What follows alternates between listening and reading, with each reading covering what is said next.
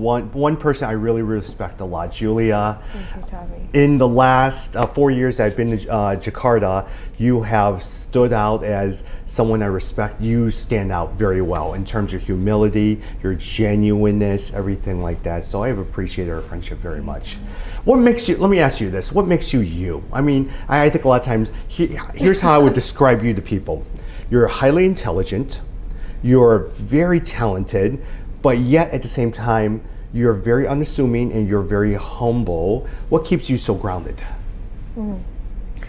Thank you, Tommy. All the words that you said to describe me, I think maybe the reason for the humility that you feel that comes from me is just, I think, constantly feeling that I am nobody. Yeah, actually. yeah. And just really because of Christ and because he sees me and he knows me, that I'm somebody because of him.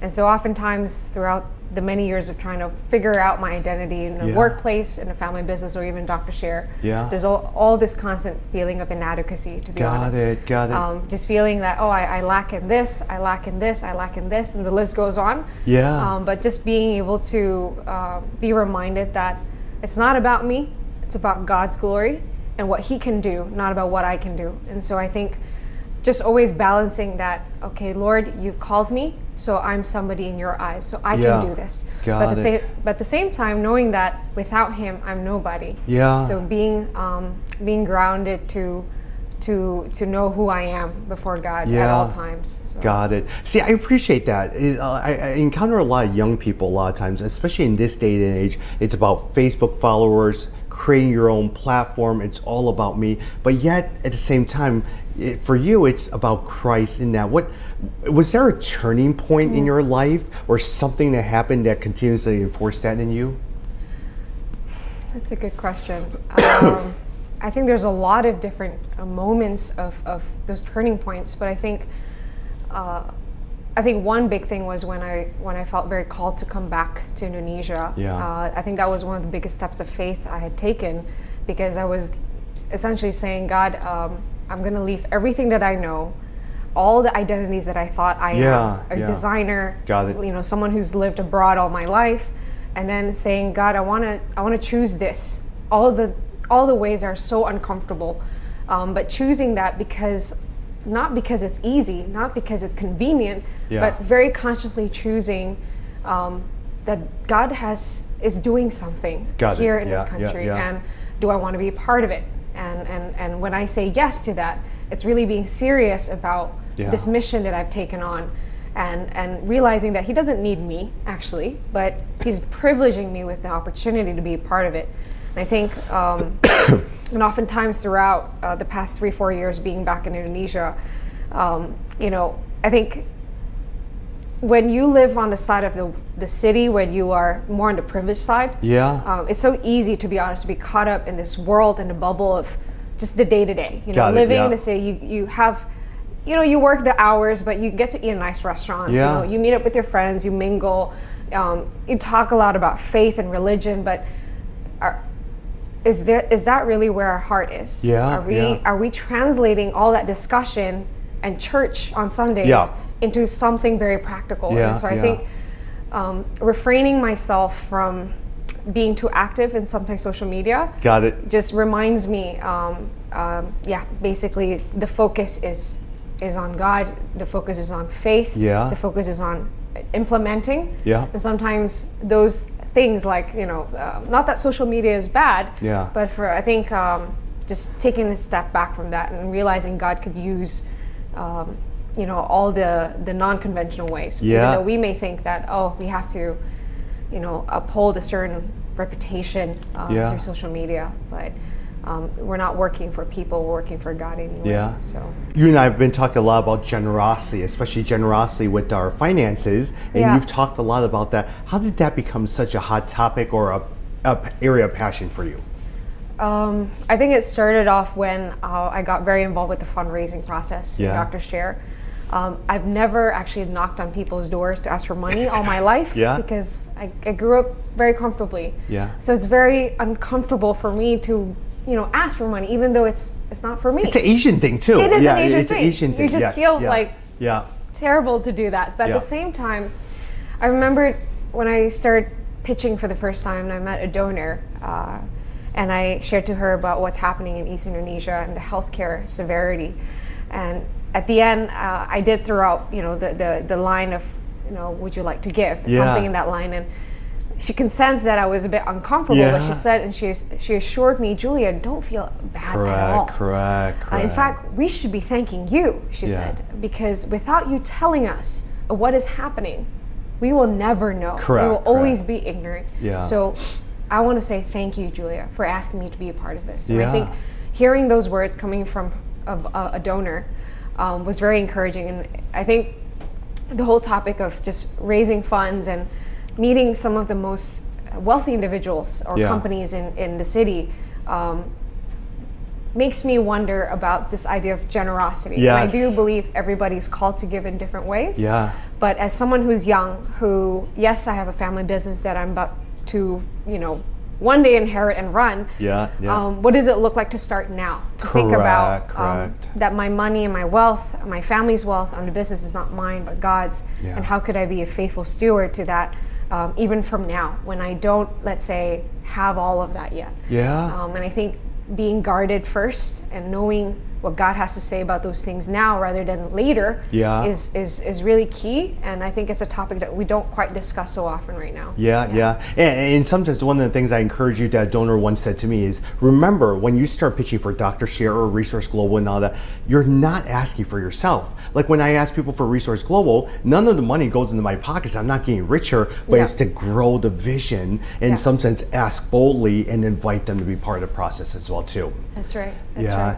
What's your encouragement? Because a lot of times this interview will be shown for people in the U.S. A lot of times people in the U.S. may not know what's happening here in Jakarta, the growth of the nation, the economy, everything like that.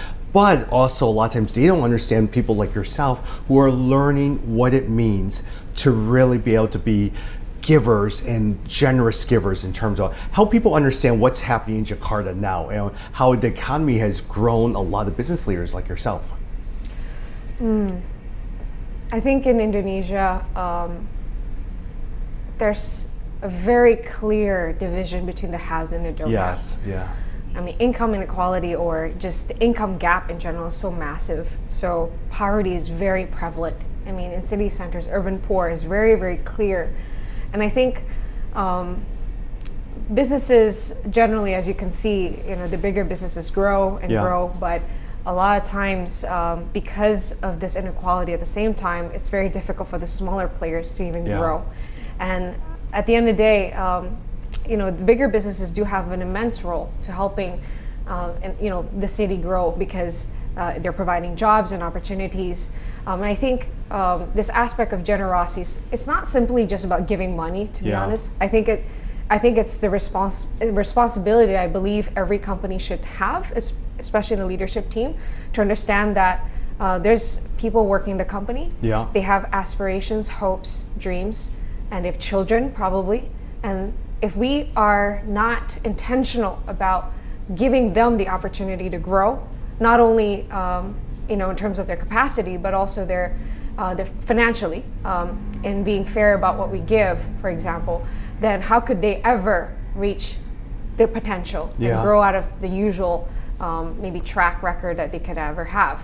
So I think I do believe that generosity comes not only in terms of giving financially, but how businesses can be intentional to shape our programs, our policies in a way that will give those fairness and opportunities. Instead of, again, it's not just about the bottom line, but as believers, we have a bigger role to actually achieve company goals that are beyond the profits. Got it. But it's also about the development, about how do we lead them to Christ through the values that we implement in our workplace.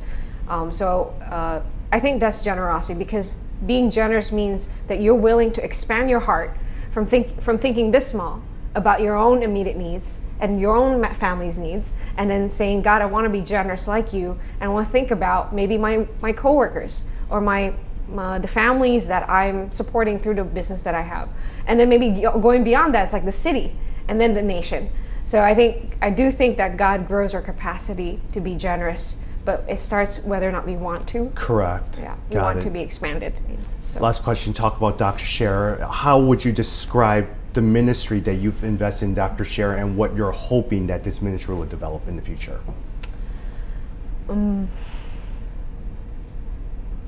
So Dr. Scher is a local medical nonprofit with the mission of bringing healthcare accessibility to those who are so unaccessible. Yeah. So we target remote island regions and mountainous regions that are just very, very difficult to access, and people who are living in such poverty that they can't afford to go to the nearest hospital because they don't have the means. And so by innovating through solutions like the floating hospital, or partnering with Mission Aviation or other pilots that could fly in the doctors to these mountain regions, we do hope that we can bring obviously the medical care. But I think the deeper mission, at least for me personally, is that hope we're bringing to these people who've never seen the light of it is really crisis hope. In the same way that when Jesus entered my life, that was the hope that he gave me. And so I think through Dr. Scher, we are reaching those people who are most forgotten. And so by going there, through the medical route, of course, that we're sharing to them Christ's love tangibly, because that is what they need. And I think the mission or the ministry is also that the people that I get to work with in Dr. Scher, the volunteers that are coming from finance and various backgrounds, they're not medics, but there's a desire to use their expertise to give back, and to know also and be reminded that, oh God, like if you've given me the skill sets in banking or in communications or in design, actually God, maybe you want to use that for something beyond my 9 to 5. And when they put those extra hours, when they make those conscious decisions to sacrifice sometimes even their weekends to volunteer and to give, I think that it does something in our hearts where we learn, what had Jesus done for us when he sacrificed for us.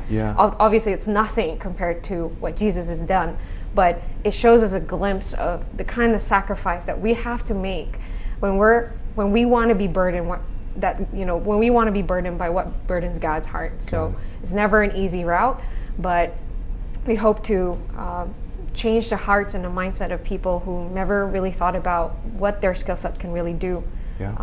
By giving them the opportunity to be a part of a team. You got it. Hey, you are a joy, you are encouragement. So thank you very much. Thank you, Tommy. All right. Thank you.